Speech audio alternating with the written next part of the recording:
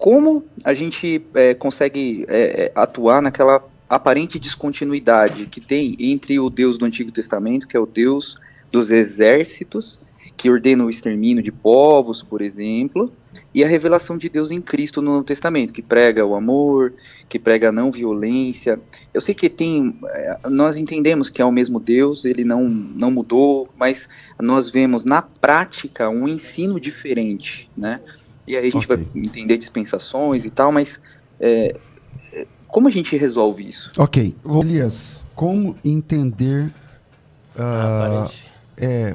um Deus no Antigo Testamento sanguinolento, que destruía civilizações, tal como ele disse, o Deus dos exércitos, e no Novo Testamento mudou, paz e amor, não sei o que e tal. Como entender essa questão?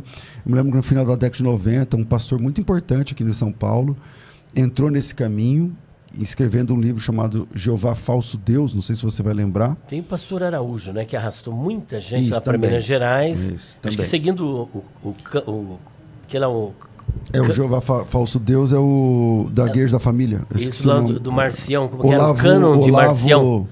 Pastor Olavo, também. Vamos lá. Bom, será que existe um Deus no Antigo Testamento e outro Deus no Novo Testamento? Eu quero me reportar aqui a uma obra de Paul Hoff, que foi publicada pela Editora Vida, e o título dessa obra é O Pentateuco. Logo na introdução do livro O Pentateuco, Paul Hoff ele se expressa da seguinte maneira: a prova inequívoca do amor divino encontra-se no fato de que um dia ele se revelou ao homem, e esta revelação ficou registrada na Bíblia. Então ele não faz separação entre Antigo Testamento e Novo Testamento. Ele fala a Bíblia porque são os dois cânons, tanto o cânon do Antigo Testamento quanto o cânon do Novo Testamento. Agora, quando vamos falar de Deus, sem entrar aqui na questão da teontologia ou da teonímia, né, que são os nomes de Deus, que aí eu tomo de empréstimo, por exemplo, a argumentação de Macintosh, que também é um excelente comentarista da Torá, em 6 volumes, e Macintosh, ele, ao se referir aos nomes de Deus, visto que os nomes para os antigos não era apenas um apelativo, um designativo de pessoa ou coisa, mas estava inextricavelmente vinculado com a pessoa do seu portador, ainda assim ele diz o seguinte: os nomes pelos quais Deus se manifesta são nada mais, nada menos do que manifestações antropomórficas do seu ser. Construindo esta base, nós vamos apelar aqui para 2 teologias. Uma teologia é conhecida como catafática e a segunda como apofática. A teologia catafática é justamente essa que Paul Hoff fez alusão no seu livro Pentateuco, que é o que está revelado na Bíblia. É o que Deus quis revelar de si próprio. Mas será que o que ele quis revelar de si é tudo que ele tem de si?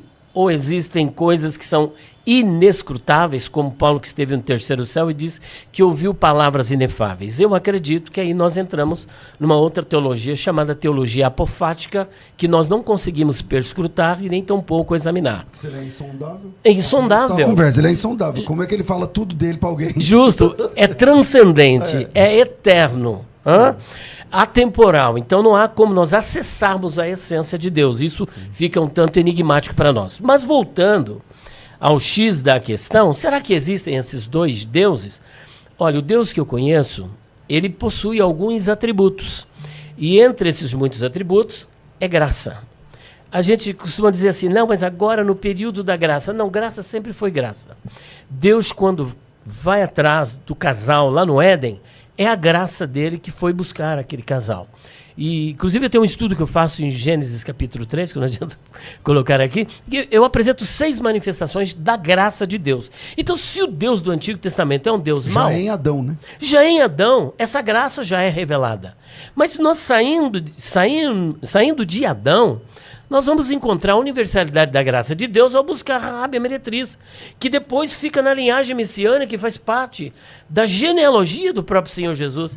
E como se isso não bastasse, ele inclui quem? Ruth, a moabita, que vivia entre um povo que era amaldiçoado, fruto de um relacionamento incestuoso de Ló com a sua filha.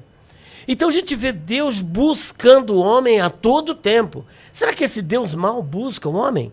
Agora, o que nós temos de algumas atitudes que parece que Deus é Deus mau? Não, nós temos uma revelação progressiva, Deus revelando a sua santidade, e ele, por exemplo, entrando em Canaã, só que ele disse o que ele faria antes. Ele falou, olha, a medida dos amorreus ainda não está completa. Quando ele diz que não está completa, Deus está apresentando aqui a sua longanimidade.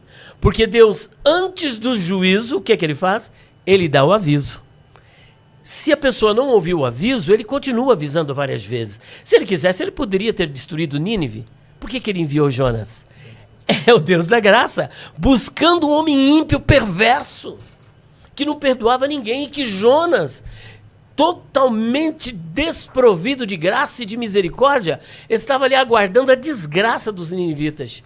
E Deus disse para ele, se você teve misericórdia de uma planta que você não plantou, não regou, não hei eu de ter compaixão de mais de 120 mil homens que não sabem distinguir a direita nem da esquerda? Assim, as pessoas olham para o Antigo Testamento e só vê desgraça, não vê graça. Não vê graça. E aí você está mostrando que o Jesus gracioso do Novo Testamento combina com o do Antigo. Combina. Né? Agora, quando você vai para o texto do... Eu vou encerrar aqui para não monopolizar o texto. Não. Se a gente for analisar aqui a seidade de Deus, a misericórdia, a bondade, mas eu quero finalizar com esse Deus que há uma aparente contradição do seu caráter.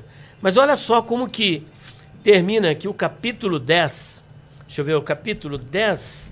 Isso, capítulo 10, termina não. O capítulo 10, versículo de número 30 e 31. De que texto? De Hebreus. Está escrito assim, olha, vamos a partir do versículo 28. Quebrantando alguém a lei de Moisés, morre sem misericórdia. Só pela palavra de 2 ou 3 testemunhas. De quanto maior castigo cuidais vós, será julgado, merecedor, aquele que pisar o Filho de Deus e tiver por profano o sangue do testamento com que foi santificado e fizer agravo ao Espírito da graça. Porque bem conhecemos aquele que disse, minha é a vingança, eu darei a recompensa, diz o Senhor.